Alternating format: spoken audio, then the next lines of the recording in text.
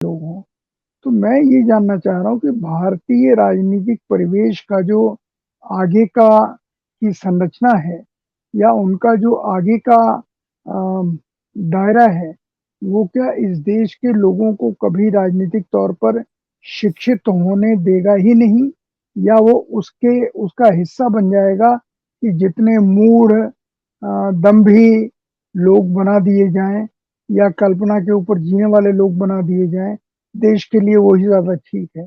जो एक बहुत बड़ी ताकत एक और दूसरा ये मैं आपसे जानना चाह रहा हूँ, जो वैश्विक नई अर्थव्यवस्था है, वो अर्थव्यवस्था ये बता रही है कि जैसे हिंदुस्तान में स्थिति है, वही स्थिति विश्व के दूसरे देशों में भी लागू करने की कोशिश हो रही है।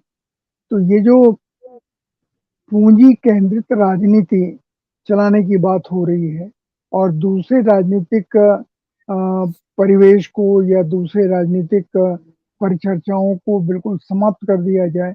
इन सब चीजों में किस तरह की कॉन्स्पिरेसी कोई आपको नजर आती है क्या? नहीं, मुझे तो कोई कॉन्स्पिरेसी नज़र नहीं आती और ना मैं ये मानता हूँ कि लोग राजनीतिक रूप से अशिक्षित हैं, ना मैं ये मानता हूँ कि लोग सवालों को सुनते नहीं हैं और सवालों पे विचार नहीं करते।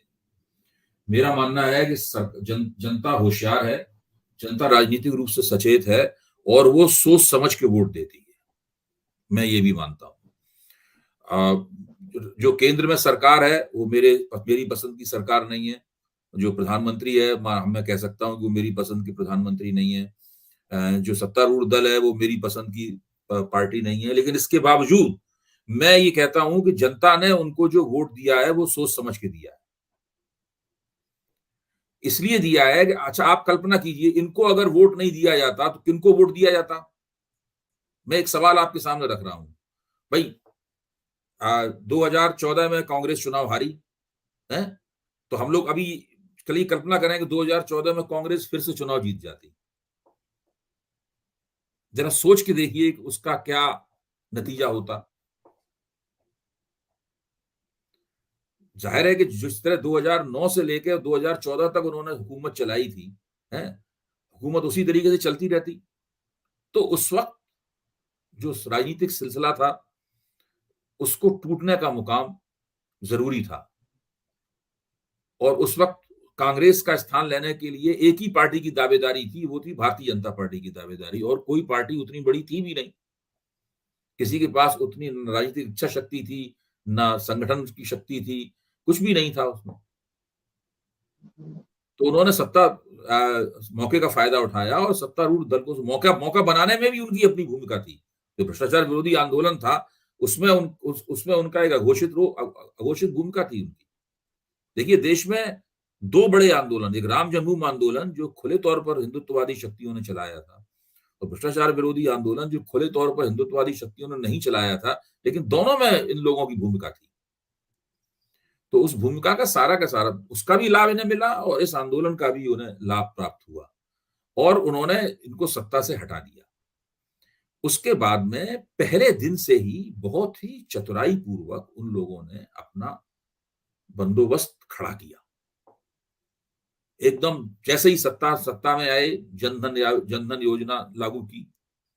बड़े पैमाने पर डायरेक्ट बेनिफिट, सब्सिडी को सीधे-सीधे लोगों के खातों में ट्रांसफर करने का एक बहुत ही विशाल तंत्र खड़ा किया।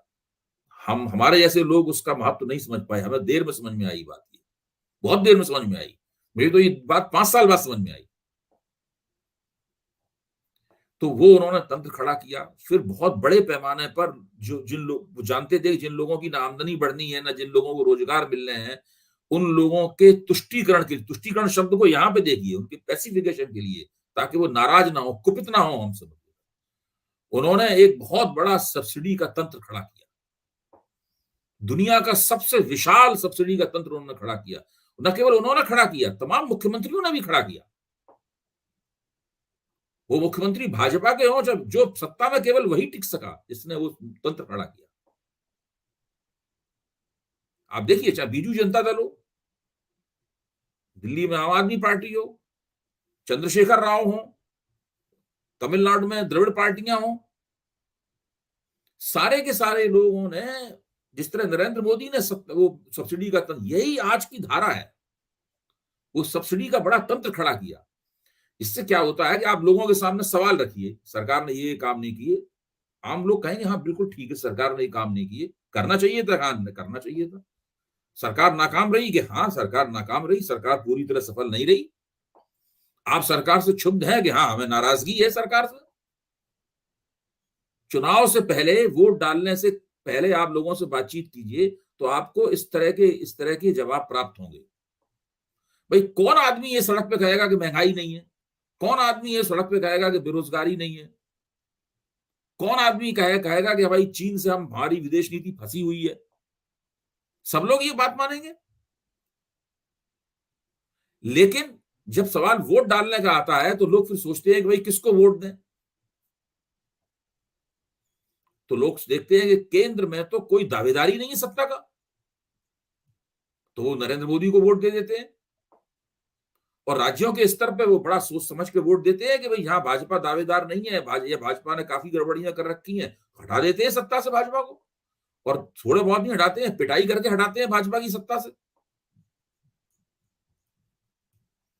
तो मैं ये कह रहा हूं कि जिस तरह लोग सोचते हैं उसकी तरफ ध्यान देना चाहिए, बजाय इसके कि हम अपने हमारे मन में जो सवाल हैं और हमारी जो आकांक्षाएं हैं, उन आकांक्षाओं को हम जनता पे प्रोजेक्ट करें। इस चक्कर में होता यह है कि बहुत सारे बुद्धिजीवी जनता से ही नाराज हो जाते हैं। फिर वो इस तरह की भाषा बोलने लगते हैं कि अरे इस देश का कुछ नहीं हो सकता। अटल बिहारी वाजपेयी में भी ये समस्या रही। अटल बिहारी वाजपेयी लगातार विपक्ष में रहते रहते उकता गए थे, तो उन्होंने कहा था कि इस देश का कुछ नहीं हो सकता। यही हो, मैं तो बस यही करता हूं कि संसद में एक भाषण झाड़ता हूं, घर पे जाके टीवी खोल के फिल्म देखता हूं।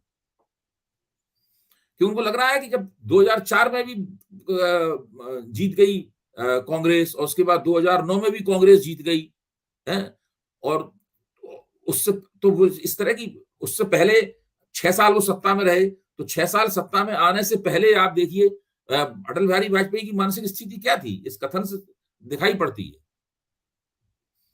तो ये एक समस्या है। जनता जब आपकी बात नहीं सुन रही है, जनता जब आपके बनाई हुई संहिताओं और आपके बनाए हुए कार्यक्रम के मुताबिक अपने राजनीतिक फैसले नहीं ले रही है, तो हम लोगों के मन में बड़ी निराशा होती है।